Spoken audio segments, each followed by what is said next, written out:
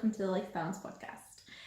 Today we're going to speak about things in the media, and I think it's, if it happens to one of your own, you feel very protective of them. Yeah.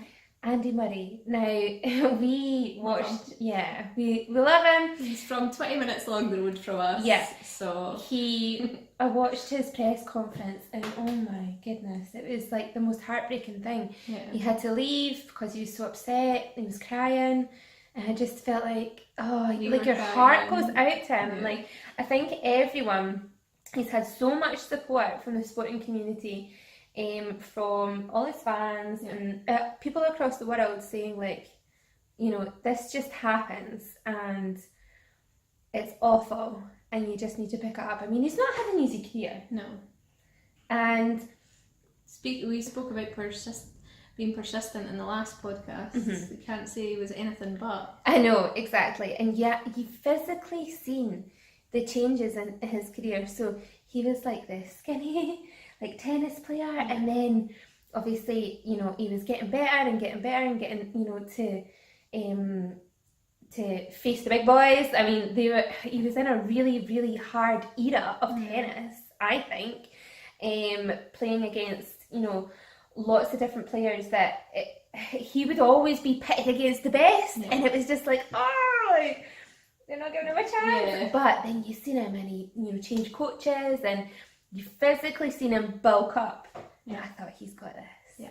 Like, he's totally got this. And then for him to win Wimbledon twice. Yeah. And seen how emotional he got when he won as well. And I Definitely think, cried then too. and I mean, us Scots, we get so patriotic about it. Like, I mean, football, you know, there's not much we can do there. No. Tennis, Really not. nobody was really interested, to be fair. No. And then Andy Murray comes along, and obviously he gets compared to, like, Tim Henman. Yeah.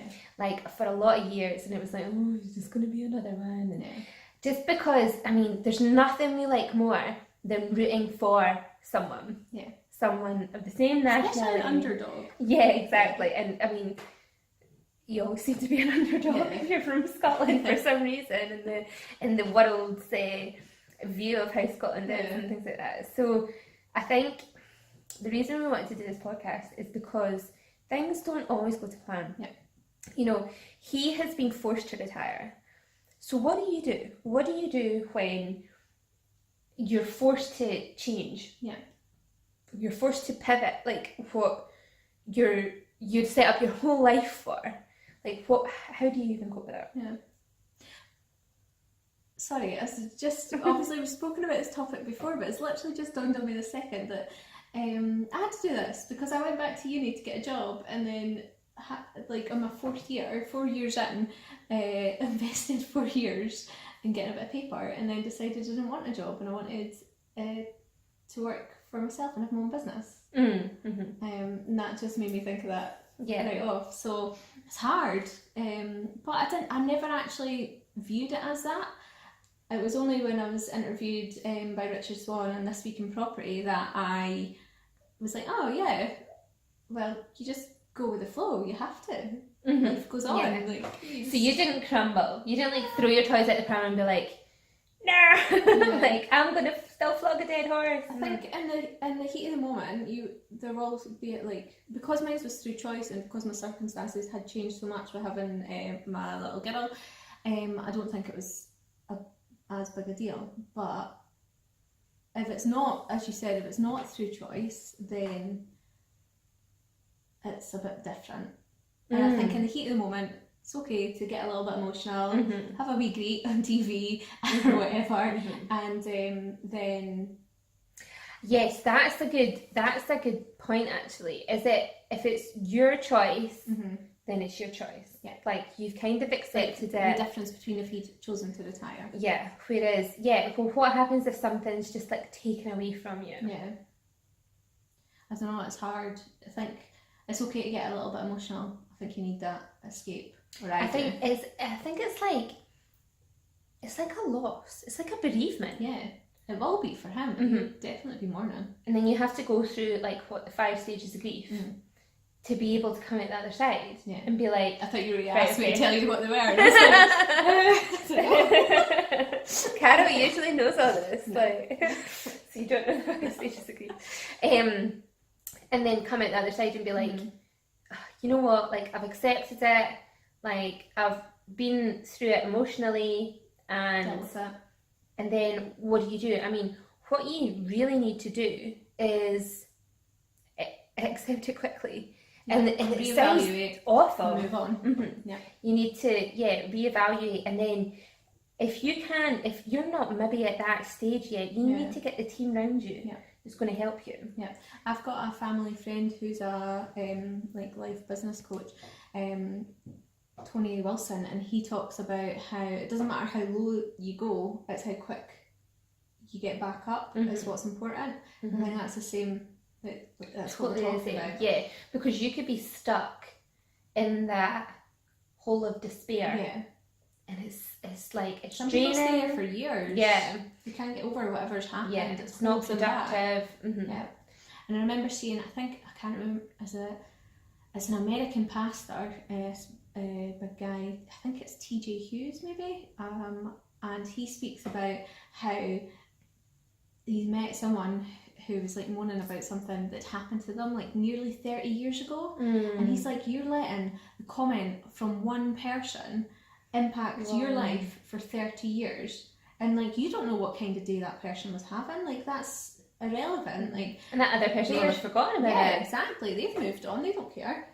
Crazy. And it's about letting things go and moving on as quickly as possible, because we're not here for a long time.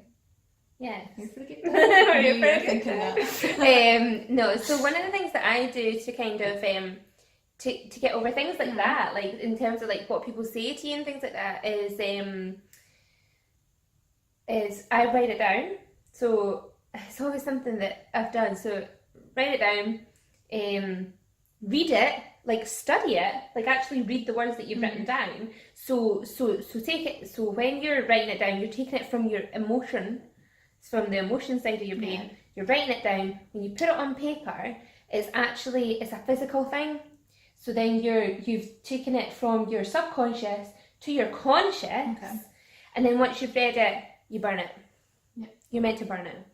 That's what a log burner is good for. My husband won't let me burn non-cheated wood things in my log burner, so I'll just have to. I'll go to the fire pit at the back. Yeah, exactly.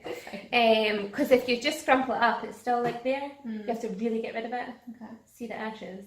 And that's a way of like moving something that you're emotionally attached to your conscious and out. Some sort of study. I can't really remember. So that's a good way. Fire, but And I think in order to like accept things quickly, it's a good tool. Yes. And like if you're not sure about your next stage, I suppose, in terms of Andy Murray, I mean, what's he going to do? Is he going to go into oh my goodness, what's it? Commentating? Coaching? Or coaching, or like is he going to do something like that that's still related, but he's just doing a quick pivot? Yeah. You know, he's still in the field of tennis, still in the field of sport. Might not feel like a quick pivot to him, but exactly. But he's going to sort of move forward with a slight change in direction. Yeah. And then you never know, like this could be what he was building up to. It might not even have been Wimbledon that his whole life was building up to. Yeah. It could be what's next. Yeah, I don't know. He's only young, he's our age. Yeah. So, you know, we're young. Yeah. Do you see how I'm implied that there? That was very good. So he's still got his whole life ahead of him. And a lot to give, and a lot to give to other people who are coming up in the ranks in tennis.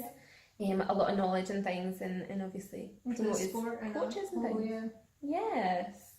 So have you ever had something thrown at you that you've wanted to chuck it back, throw the toys at the pram, unexpected, but you've had to deal with it? This is what we're talking about today. Yeah. And if this has happened and you're sitting there going, that guy this one time said to me that I was fat, and therefore I've never left my house again or whatever. Sorry, a bit extreme. But if that is a situation that you find yourself in, you need to move forward. You need to let it go. Write it down, burn it, done. Yeah. So that's us. Again, that's helpful. Yeah, share, like, any comments. It's all good.